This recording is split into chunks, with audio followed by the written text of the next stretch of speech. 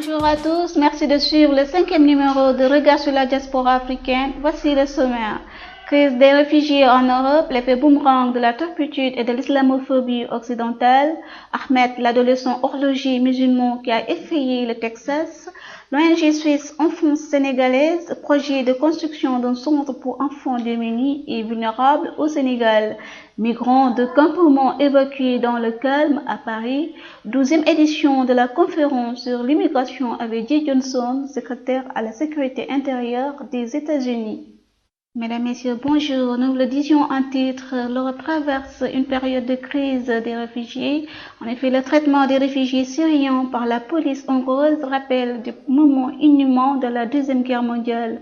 En principe, on ne peut pas obliger un État à recevoir des réfugiés, mais l'Europe, par ses engagements conventionnels et sa responsabilité dans la déstabilisation du Moyen-Orient, est tenue de participer à la réparation des dégâts causés en offrant l'asile à des réfugiés malgré l'islamophobie manifestée par une partie de sa population.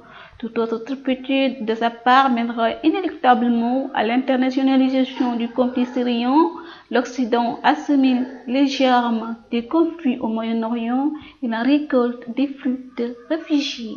L'islamophobie revient toujours sur le tapis, cette fois-ci aux États-Unis. Un collégien musulman de 14 ans a été interpellé à Irving, au Texas, après avoir porté à son école une horloge numérique qu'il avait fabriquée lui-même.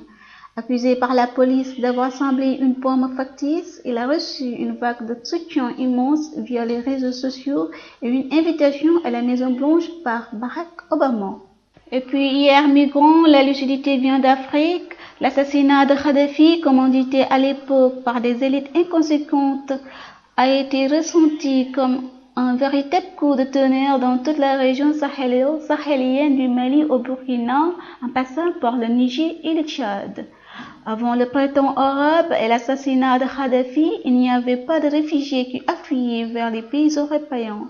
La situation était normale en Afrique du Nord. Ce sont les bombardements de la Libye et l'assassinat de son chef qui ont ouvert la porte à des tensions et à des conflits dans le pays. Et puis, nous vous parlons de toute autre chose. Cette fois-ci, il s'agit de l'ONG suisse Enfance sénégalaise qui vise à promouvoir et soutenir la réalisation de dispositifs d'aide aux enfants les plus démunis, les enfants handicapés, les orphelins victimes de la maltraitance et contraints à la mendicité infantile.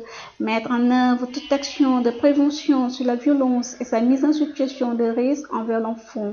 Défendre les droits de l'enfant victime de violences physiques, verbales, sexuelles, sa mise en danger et atteinte à sa dignité. Amener l'enfant dans une maison où il recevra une éducation, une formation pour son futur dans la société sont là les visées de cette ONG. Et puis la question des migrants revient toujours, de campements occupés dans des conditions indignes par plus de 500 migrants, dont un installé depuis 10 mois près de la gare d'Austerlitz au bord de la Seine, étaient évacués dans le calme jeudi matin à Paris, les occupants conduits vers des centres d'hébergement. La fondation Servir le Sénégal passée à la loupe par Salvi.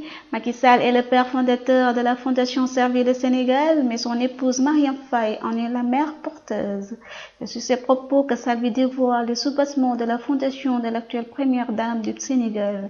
Salvi de continuer, le président Macky Sall, pour apporter une aisance et une indépendance financière à la première dame, lui a fourni toute la logistique nécessaire à la création et à la mise en œuvre de la fondation. Trafic de voitures, la brigade de répression du banditisme de la police judiciaire de Paris a démantelé un réseau de trafic de voitures volées et convoyées par conteneurs à Dakar, informe Libération. Plusieurs véhicules devaient transiter par le port du Havre avant de regagner la capitale sénégalaise. Au cœur du réseau, une Sénégalaise de 45 ans. Celle-ci a été interpellée et placée en détention à la prison de Fresnes-Val-de-Marne. L'enquête a permis de découvrir un conteneur de 4 voitures de marque Citroën Peugeot.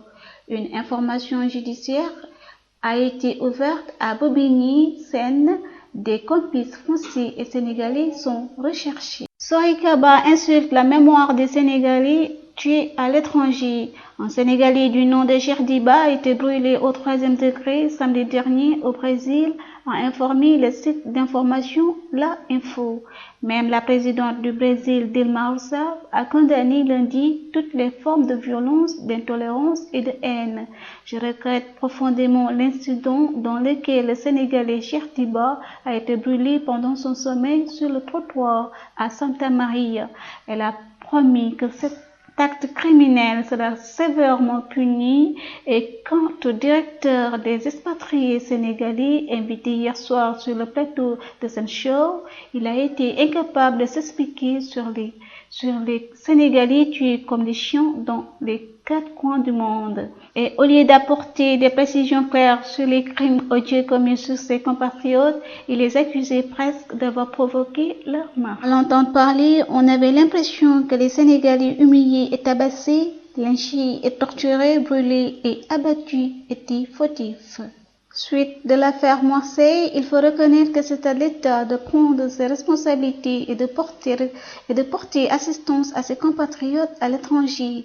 En ce qui nous concerne, nous allons sans tarder engager des avocats français et américains pour que toute la lumière soit faite sur les circonstances de sa mort, a promis Serigne Abdoul Aziz Mbacké, marabout de Marseille. Nous le disions en titre, la 12e édition de la conférence sur l'immigration se tient aux États-Unis.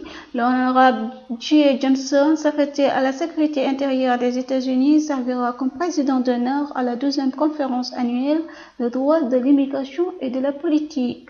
Le 12e droit et politique de la conférence annuelle de l'immigration est une occasion de ressortir avec les experts de la politique et de contribuer à la discussion des questions de politique d'immigration. Chaque année, la conférence offre à la politique un temps opportun et d'analyse juridique et des discussions sur le thème de l'immigration clés qui sont très à l'avant-garde de la politique et des débats politiques. Mesdames, Messieurs, c'est tout pour aujourd'hui, mais avant de vous quitter, nous voudrions vous annoncer que Monsieur Mathieu Cantusson, consultant en entrepreneuriat et microfinance et mise en niveau des entreprises, qui évolue également dans le conseil, le coaching, etc., sera notre invité tout prochainement.